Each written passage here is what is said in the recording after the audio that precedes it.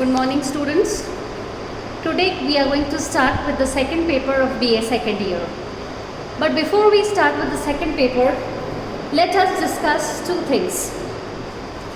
First, what is a short story? And second, what is a novel? We should also discuss the differences between the two.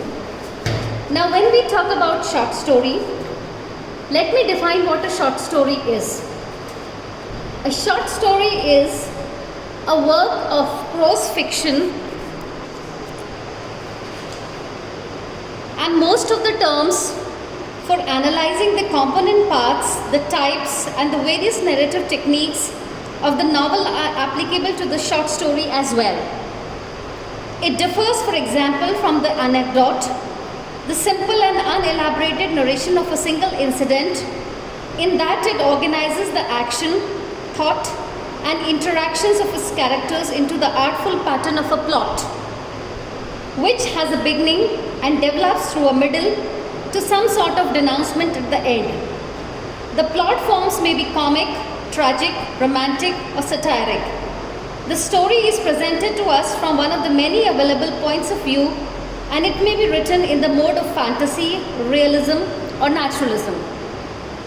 In a layman's language, we can say that short story, as the name suggests, is something that is very short. But despite being short, it has a pattern, it has a plot, and according to Aristotle, every plot should have a beginning, a middle and an end. So in short story also we have a beginning, we have a middle and we have an end. Further, we can say that short story, however, is a story that is short. That is, it differs from the novel in the dimension which Aristotle calls magnitude. So another thing that we can say, that when we are trying to bring out the differences between short story and novel, the one basic difference according to Aristotle is the magnitude. And this limitation imposes differences both in the effects that can be achieved and in the choice and management of the elements to achieve those effects. Now, Edgar Allan Poe, he is the writer who we sometimes call the originator of the short story as a specific genre, was at any rate its first critical theorist. Edgar Allan Poe defined the prose tale as a narrative that can be read at one sitting of from half an hour to 2 hours, and that is limited to a certain unique or single effect to which every detail is subordinate. He further says, his comments applies to many short stories, and it points to the economy of management which the tightness of the form always imposes to some degree. We can say further that many distinguished short stories, however, depart from this paradigm in various ways. It must be remembered that the name covers a great variety of prose fiction. So dear students, when we talk about short story, we say that it is a tale which is very short, which has a plot, which has a beginning, which has a middle and which has an end. And the difference that is pointed out obviously between the short story and the novel is the magnitude according to Aristotle. Now we have taken what short story is. Let us define what a novel is.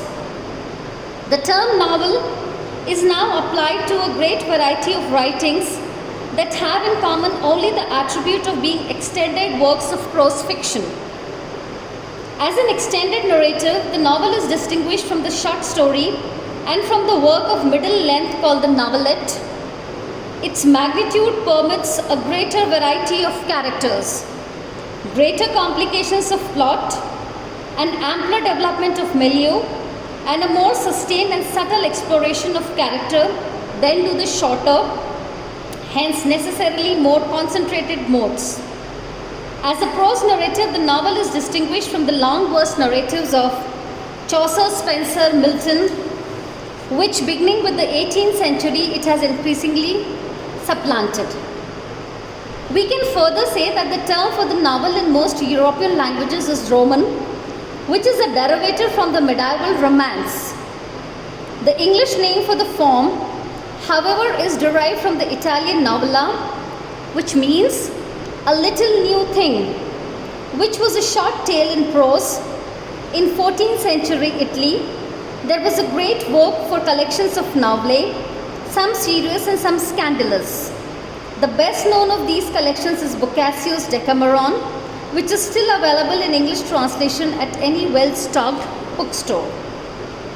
Now, when we analyze novels, we can say that novels are of different categories.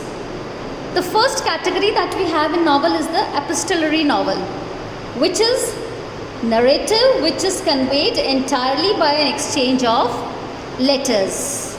Because of the blackboard available with little space, I am not able to write down the different kinds of novels, but I will restate it again. The first category of novel is the epistolary novel, which is basically an exchange of letters.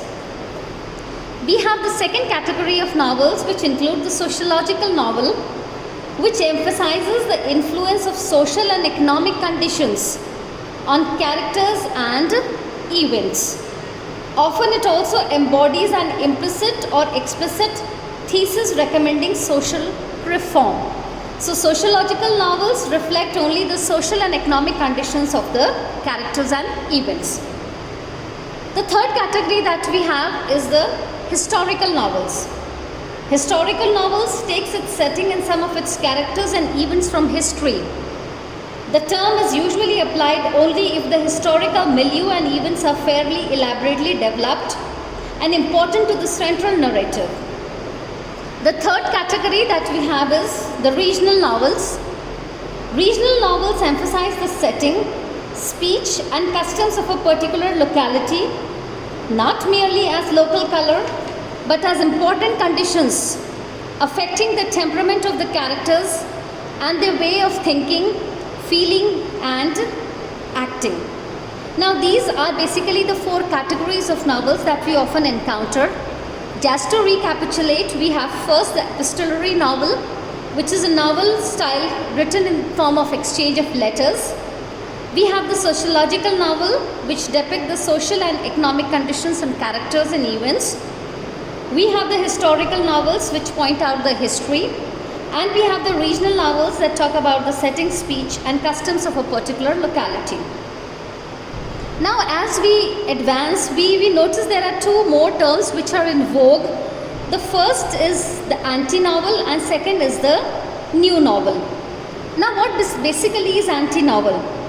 It is a work which is deliberately constructed in a negative fashion, relying for its effect on omitting or annihilating traditional elements of the novel and on playing against the expectations established in the reader by the novelist methods and conventions of the past. See, we have discussed what a short story is, we have discussed what a novel is, we have pointed out the differences between the two, and we have analyzed the four categories of novel. Only for the general understanding of the students, I have highlighted two new concepts which are in vogue. The first is the anti-novel and the second is the new novel. Anti-novel, I have discussed, is a work which is deliberately constructed in a negative fashion. And the second category is the new novel, in which the writer leaves out such standard novelist elements as plot, characterization, descriptions of states of mind, normal relations of time and space, and some frame of reference for the guidance of the reader. So much so for the understanding of the short story and the novel. Now we can come down to the short stories prescribed in a syllabus.